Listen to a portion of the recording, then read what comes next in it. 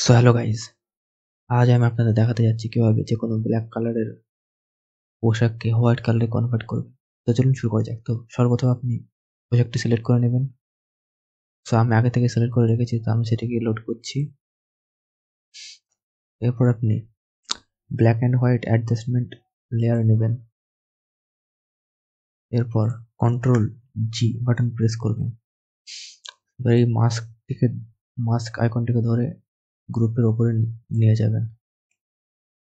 So এবার একটি curves adjustment layer নিন। এরপর এই হোয়াইট স্লাইডটিকে এদিকে টেনে আনুন যতক্ষণ না আপনি এটিকে কোনো পার্থক্য দেখতে পাচ্ছেন। সো এরপর আপনি আবারও একবার কার্ভস প্যানেল নিন, যতক্ষণ না আপনি এটি সাদা হচ্ছে ততক্ষণ আপনি নিতে থাকুন। সো এখানে মনে হচ্ছে সাদা কালার হয়ে গিয়েছে। তো এখন আপনি দেখতে পাচ্ছেন এই জায়গাটিতে বেশি লাইট হয়ে গিয়েছে। তো এটিকে কমানোর জন্য এখানে ডবল ক্লিক করুন। এটিকে অল্ট প্রেস করে দুটো ভাগ করে নিন, একটি ভাগ এমনি নিয়ে আসুন। সো দেখবেন এটি আস্তে আস্তে কমছে। এখন ওকে বাটন প্রেস করুন।